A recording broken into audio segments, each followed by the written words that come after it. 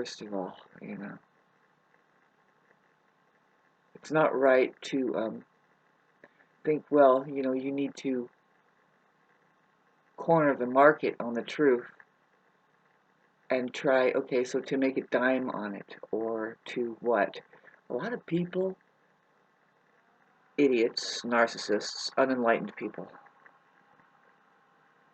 desperate with the illness of mind, which is just a desire to be there, more real than the truth. They ultimately don't want money, they want power. But we're getting up to, okay, what is really ultimately in control here? Like what we're talking about, the mind control happening that is creating the, literal animation, like what people do, get up and do in the morning, like what they think is important. And boy, nobody thinks of how, to me, like one generation is hardly 45 years, and 45 years aware or operating healthily enough to figure something else out. But do we ever? There is this. Now we get back to the subject matter of this fucking thing of people making an escape and never sharing with us how they made an escape and about their life and everything, because, well, nothing is as it appears to be.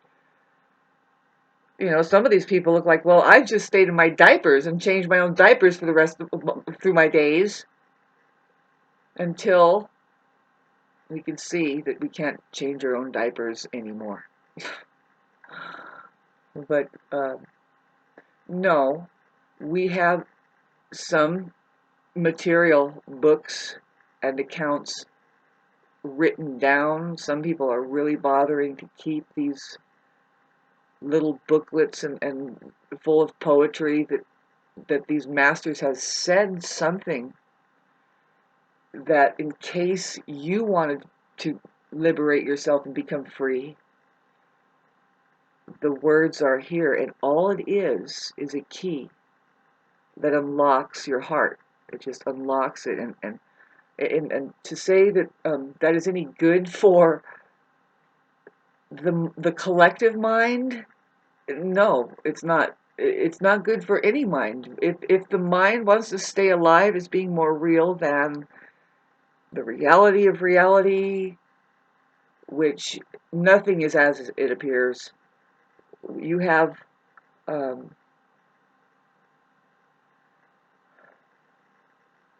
it's up to each individual to figure something out on their own, away from the projections that are happening here, the suggestions that are happening here, the bantering, abracadabra, the mind itself.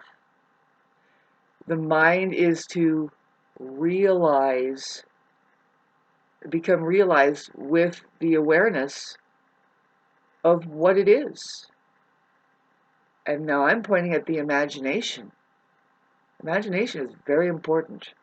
And I know that I flip around this subject matter very contradictory sometimes. I'll just say, oh, imagination is an illness. You should never get into that. And it is. If you don't see the mind and you know how to imagine. You imagine about reality. We imagine about equations, like what's possible when there's 2 and 2 showing up. Is there now 4? Yes. If you dice it up into more pieces, is it going to multiply into more? Sure. But, stay in contact, like your account with reality there. Because what if there are children, what if you're going to have children, what if you had a concern of being of some kind of use to somebody who might be needing their faculties to be turned on? What are we saying? What faculty? Well, the heart is already there, babe. The saying goes, children know the truth until they start believing what they're told. Well, imagine that if people were minding their own, and they were at the level from having gone from level to level to level, and that means I was a kid once. I know that you are innocent and how stupid you are and stuff like that. We don't punish that or push it around for not knowing, you know. First of all, boy, and let it get into its own body. Is anybody doing that? No, that's the worry. I mean, you got to get all this insurance and put bubble wrap on. Why? They might hurt themselves. Why? Now, why don't you want that to happen? You might have to take them to the hospital. Why do you rush them to the hospital for every little thing? Boy, it's like I went down for a scrape that my grandmother had, um, and I noticed they couldn't help. They're not going to be helping us there. You have to learn at some point how to heal a wound, how to take care of a wound yourself. And the body is amazing. The body. If you just allow a child, just allow yourself to get into it a little bit, you will start learning how to learn what the truth is and how to trust the intelligence that's already here. That takes quite a while. Now, I just flashed on the phenomenon of women being here. They're like, yeah, baby, yeah, no, I know what you mean, uh-huh. But still, some of them, when it comes to childbirth and stuff, see, I can't speak for myself with that, but I've witnessed so far some things in women, men. I mean, it's a vast consciousness that we're dealing with here as far as awareness, going in and looking at it. I am one of those. And I notice the method that they have women assuming in order to give birth goes against their empowerment and their whole nature, fear-based. Of course, that would happen really easily as a woman is getting into this realm where, well, does she own, can she own any of this? Is she connected to any of it? The answer is no, because that's a problem. See, we have Venus and Leo right now. It's going to go back and forth and back and forth. And so Venus, I'm talking about Venus, it's really the feminine aspect of us all, men and women, which is a very mysterious side of our being human. Highly intuitive, empathic, telepathic, basically is just ultra sensitive to the point of being able to alchemize situations. Say, like, if things get rough, they make it smooth. You don't just think that everything's going to fit. You are being magical. You are working through your ability to understand and tap in and work with, yield to the energies and become and expand. It's just like, what? Well, that's a woman when she's breathing. She's going through. She's like, I am not controlling any of this. And see, this is what narcissists, women, they think that they did it. They did that. And it's like, no, biological intelligence is its own accomplishment, babe. You, as being human, not an animal, have to find your own intelligence. You have to work it. While that shit's going on, you have to, wow, man, I got to take a shit, but then now I got to get up and do something of my own. I have to have an idea of my own in case the kids are watching and I want to impress myself one of these days. You cannot ride the coattails of biological intelligence, but the narcissist does. We have a fucking intelligence, a layer of its faction, a critical mass out there that parades around based on this very limited, fully misunderstood capacity to grasp what is happening here. So, without the understanding of, say, reincarnation, or, like, say now, excuse me, what an egg is up to, like what the nature of nature is out there when you look at it, like when a tree, one little seed, a tree comes up, and the mustard seed thing, right?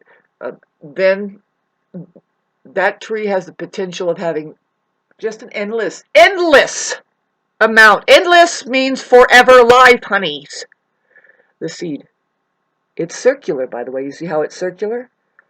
We're involved with that too.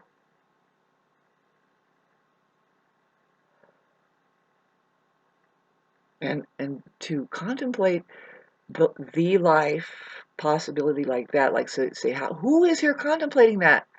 Who?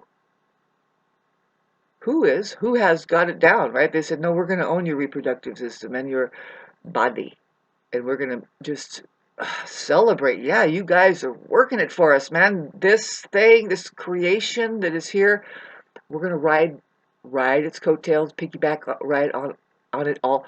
Now, what are they piggyback riding on? What am I talking about as far as now, if it was an animal operating healthy out there, they have parasites too. You know, some of them are working for them, but now I'm talking about subject matter, right? If it's an animal that's not healthy, now the human being, when they don't know that their mind, how susceptible they are to their mind, and how that they can lose their own intellectual property by listening to the outside source that is there to deceive them. Anything on the outside is deception, babes. You have an inner inherent knowing. Some children remember being that way, and they can hear how that their parents talk, and it's like, you don't think I can hear you? You know, that was one experience that I've had. And when I talk about this, and see, a lot of people are ultra sensitive, and they'll think, well, boy, you had a really hard, harsh, terrible childhood. You know, when you start talking about just the fact is that everybody is going through trauma. You have to. Trauma is a part of getting better and getting more and more intelligent. You know, you can't just remain. What happens? Okay, now this is getting into some heavy duty shit that the psychologists are talking about. It's not just me. Is that when a child is born? Okay, it's 18 months. Sam Vaknin says, and my dad said something like this too. Well, it's a vital time when the kid is born. First of all, they don't know that they are separate now than the mother, and her whole being is separate than theirs. See, the problem that the narcissist has to the age, some of them that are malignant till death, is that they think everybody around them is them. So it has to be like when you get close to them, they meld with you, they picture you, they have you stuffed in their head, and really they're in their head, but really they're also colonizing. It's called colonization. They're colonizing your head, because that's the contagion of the mind. If you're not aware of it, it's like, no, okay, so good, you're going to feed me back to me, but I don't need that. See, the narcissist may need that. It's a game. That's the game they need. To what? To even stay alive, whatever it is they think they are, which is not separated out from other people, and even their environment. Their environment also. See, this is something that this to me now. I just flash this on kids. This is ongoing. I, with the narcissistic tendencies, if I get really stressed out, and you do not hold people to those, you just try and help them rise above it and say, I am here for you.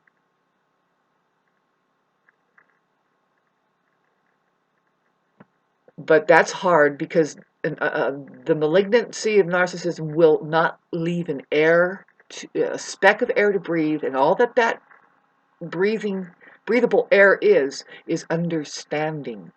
They understand you. They understand more than you. See, this is what I was talking about. See, with me, with everybody, babes, and each individual has to come up with this. It's a constant process of learning. Okay, what next? Trying to separate yourself out from the environment. It's not you. True.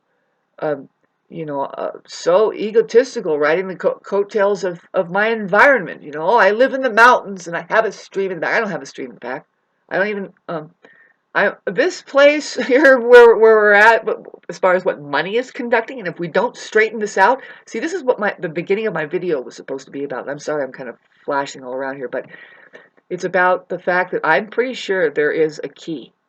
There is a key that people can get the key is, see, it will unlock themselves and they'll understand, what the fuck are we doing here? It's not worth a damned.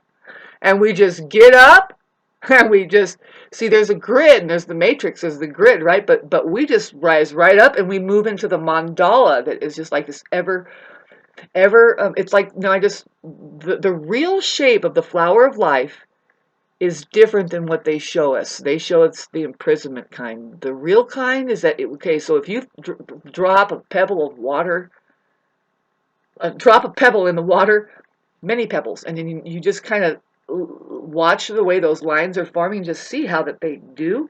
That's more like it. That's more how it is. And it's very flowing and harmonious. That's just a metaphor. It's just a, the plasmatic field here, what we're dealing with is geometry, and if you would like an easy life, because it's hard enough, right? It's hard enough, it is. Well, what we mean by that is that, well, you have to go through trauma anyway. You have to go through trauma just to look at the geometry, just to keep in the geometry. Can I try it here? Can I try this plane? Can I co-create with it? Using what? Well, getting back to your imagination, that, boy, this is the complication of it, kids. You have to imagine the truth. You have to keep imagining it. I didn't just say imagine, just try and make something up. No, that's the disease of the mind. Now I'll put the cover on this video that talks about what I'm trying to say, and very few people know this, and it's like, no, we're going to hold steadfast. We don't give the mind shit. You don't give the mind to reality. What's the saying? You give reality to the mind. Well, I didn't say that right. You don't give, you don't let the mind overlay reality. There's a delicacy of imagination that you need to tap first, and it's beyond what people go into the primitive place of mind that says, well, now we're powerless. It's like, no, when you begin to see, now hypnotizing comes into mind, to hypnotize yourself instead of become hypnotized. Most people are hypnotized into a terrible state of just looping into detriment that isn't ever going to pull out. And it's like, you know what? There's only so much time here to figure this shit out, kids. Any Christ consciousness is up to this, and they're doing this. And if and when they do, hi, Jesus over there, what happened to you again? It's not even Sunday, and then what happened to you? Oh my God! Who's that in back of you over there? Sitting on you. And you're laughing. You have the last laugh because it's like, this isn't any of your business but yours. You have a profound responsibility to turn yourself on. You have to get out of your mind, babe. So this is the problem. The mind will say, no! No! And it's out there right now, man. You can get really confused in relationship with those who aren't going to let go. And what kind of sacrifice are they making? Oh, hi, Jesus! Is it you again?